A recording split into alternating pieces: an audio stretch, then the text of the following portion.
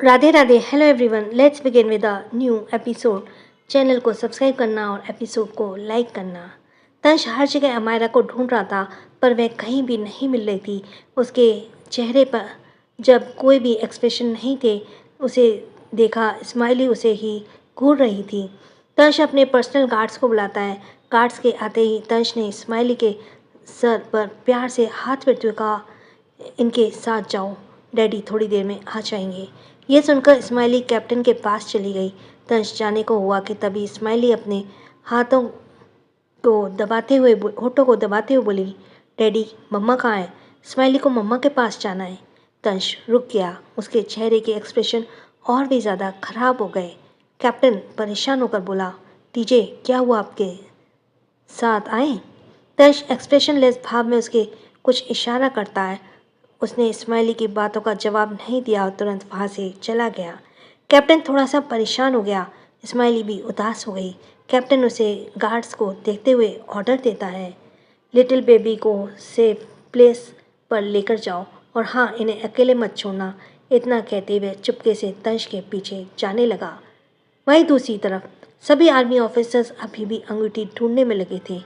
कई सारे ऑफिसर्स तो पेड़ पर चढ़े हुए थे। सब बहुत ही सीरियस होकर अंगूठी ढूंढने लगे थे। कोई होटल की बिल्डिंग पर चढ़ा हुआ था। मनीषा यह देखकर अजीब तरीके से मुस्कुराकर बोली, मैं भी देखना चाहती हूँ कि आखिर ये ऑफिसर्स कितने काबिल हैं। अगर अंगूठी नहीं मिली तो भूल जाओ कि शादी होगी। यह बात हर्ष के ईगो पर हर्ट कर गई और वह सर्द आवाज़ में बोला, अगर ऐसी बात है तो मैं खुद इस अंगूठी को ढूंढ कर लाऊंगा। इतना कहते ही वह आसपास देखने लगा और सोचने लगा कि आखिर मनीषा ने अंगूठी कहाँ रख सकती है। हर्ष पहले मनीषा के हाव भाव को देखकर पता करने की कोशिश करता है और फिर वह बहुत ही सीरियस वे के साथ कुछ सोचने लगा। अचानक उसके दिमाग में कुछ आया। उसने ठंडी मुस्कुराहट के साथ जय को देखा, जो पेड़ की डाल पर चढ़कर इधर उधर अंगूठी ढूंढ रहा था। उसने ऑर्डर जय को दिया, होटल के रूम में जाकर देखो, ज़रूर कोई एक इंसान है जिसके बारे में हम नहीं सोच सकते, उसके पास ही ये अंगूठी होगी। यह सुनकर मनीषा के भाव थोड़े से बदल गए, पर वह जल्दी से अपने एक्सप्रेशन नॉर्मल कर बोलती है। हर्ष के होठों पर एक मेरी मिस्टीरियस स्माइल आ गई। जय जल्दी से पेड़ से नीचे उतरा और वह भागते हुए अंदर गया। मनीषा मिनी का इशारा करती है। मिनी अपने लहंगे को उठाकर जय के पीछे भागती है और शुगर तंश के पीछे गई।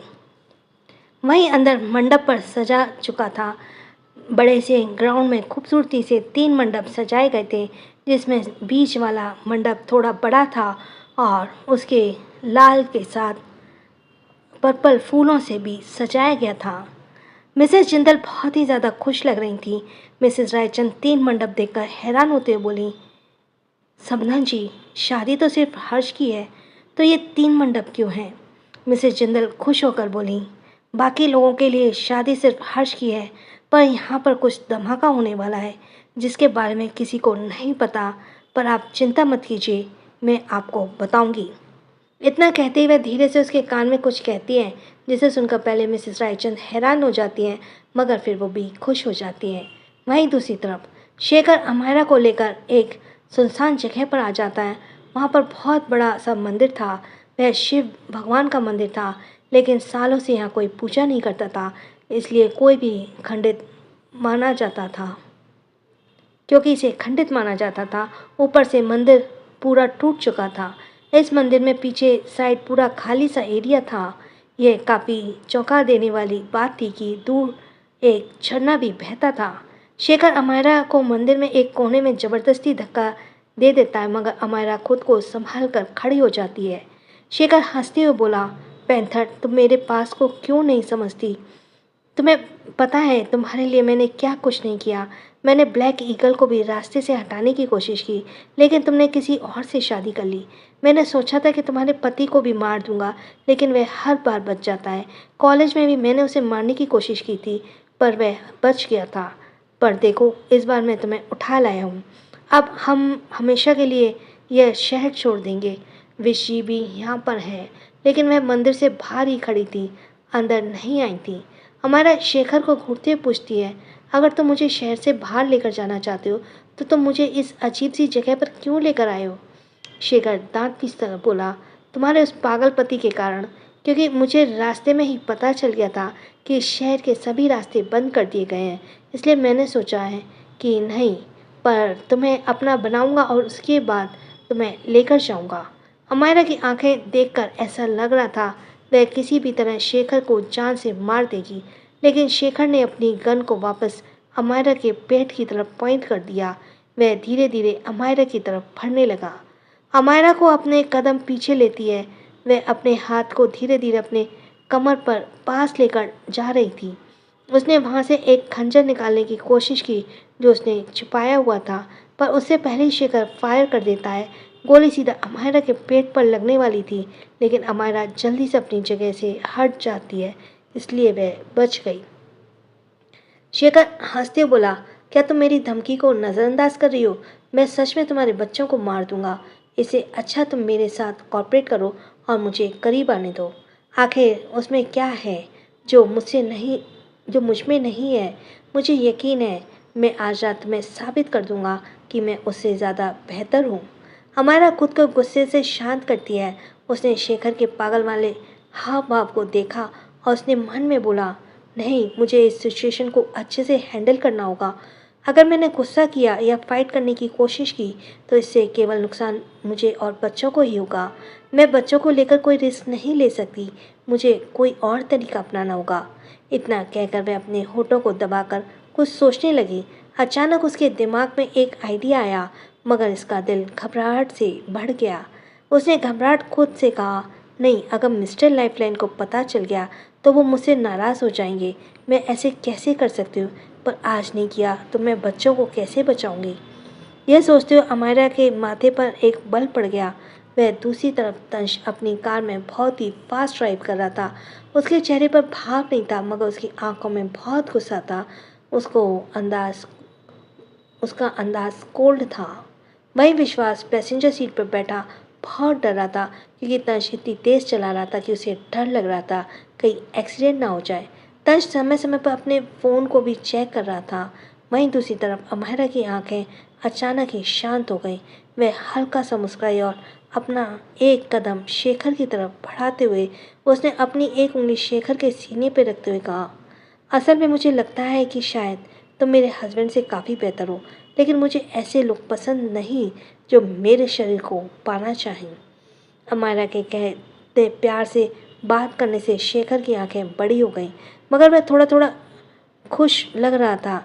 उसने एक्साइटेड होकर कहा, तुम क्या कहना चाहती हो? क्या तुम अपने हस्बैंड को पसंद नहीं करती? अमायरा थोड़ा उदास नज़र आ रही थी। उसने अपनी नज़रों में झुकते हुए कहा, बिल्कुल सही कह रहे हो, उसे सिर्फ मेरा शरीर से प्यार है, तभी तो उसने मुझे जल्दी प्रेग्नेंट कर दिया। लेकिन मुझे लगता है तुम मुझसे सच्चा प्यार करते हो तो तुम मेरी बॉडी को कोई मतलब नहीं है। काश तुम मेरे हस्बैंड होते। अमायरा की बात को सुनते ही शेखर को खुशी का ठिकाना नहीं रहा। वह अमायरा के कंधे पर हाथ रखते बोला, तुम चिंता मत करो, मैं बिल्कुल भी तुम्हारा साथ ज़बरदस्ती नहीं करूँगा। अगर तुम्हें मुझे पसंद करती हो तो मैं कभी ऐसा नहीं करूँगा। मैं बहुत खुश हूँ कि तुम भी मुझे पसंद करती हो। तुम अपने हस्बैंड को बिल्कुल पसंद नहीं करती, तुम अपने बच्चे को भी पैदा मत करो। वैसे भी तुम सिर्फ 20 की हो, क्या तुम मेरे लिए उनके बच्चों को मारोगी? हम अभी हॉस्पिटल जाकर एबॉर्शन करवा देंगे, उसके बाद तुम मुझसे शादी कर लो ना। अमायरा को अंदर से बहुत गुस्सा आ रहा था। शेखर के इस तरह छूने से ऐसा लग रहा था कि वो खुद को ही जान से मार लेगी, मगर उसने खुद को शांत रखते हुए मुस्कुरा कर कहा, बिल्कुल सही, मैं उसे पसंद नहीं करती तो मैं उसके बच्चों को क्यों रखूँगी? वह आगे कुछ कहती उससे पहले ही अमायरा की नज़र शेखर के पीछे गई तो उसका शरीर कांप गया। उसके दिल की धड़कनें एकदम से बढ़ गईं और उसका चेहरा पीला पड़ गया। अमायरा के अंदर एक अजीब सा डर पैदा हो गया। वह अपना कदम पीछे लेती है और जल्दी से शेखर के हाथ को हटा देती है। वहीं पीछे तंश खड़ा था जो गुस्से से कांप रहा था। उसने अपनी मुट्ठी को इतनी टाइट बंद किया कि उसके माथे और हाथ की नसें भी साफ नजर आ रही थीं। उसकी आंखें धीरे धीरे लाल हो रही थीं। ऐसा लग रहा था जैसे उसने अमायरा को सभी बातों को बहुत अच्छे से सुना था, जिस कारण अमायरा को भी ज़्यादा डर रही थी। उसने घबराते हुए मन में कहा, कहीं ये मुझे गलत ना समझ ले, ये चीज़ों को हमेशा ओवर थिंकिंग करते हैं अगर इसने मेरी बातों को गलत समझ लिया ना तो मैं क्या करूँगी। हे भगवान, मुझे कहाँ फंसा दिया तुमने। इतना अपने मन में सोचते हुए घबराते बोली, मैं कुछ। मगर शेखर खुश होकर बोला, मुझे पता है तुम मुझे बहुत प्यार करती हो, तुम अपने बच्चों को बिल्कुल भी हमारे बीच नहीं आने दोगी। मैं बहुत खुश हूँ। कहता है कि वह अमायरा को गले लगा लेता है। अमायरा चौंक जाती है उसकी इस हरकत से। वह जल्दी से शेखर को जल्दी से खुद से दूर करती है और तंश की तरफ बढ़ते हुए घबराते बोली, मेरी बात सुनो, ऐसा कुछ भी नहीं है। कहते ही वह जैसे तंश के हाथ को पकड़ने के लिए अपना हाथ बढ़ाती है, तंश एकदम से पीछे हो जाता है और उसे हाथ दिखाकर खुद से दूर रहने का इशारा करता है। क्या तंश और अमायरा के बीच आ जाएगी गलतफहमी? क्या हर्ष अंगूठी ढूंढ पाएगा? जानने के लिए बने रहिए। So thanks for listening. छोटों को प्यार, बड़ों को सम्मान। राधे राधे।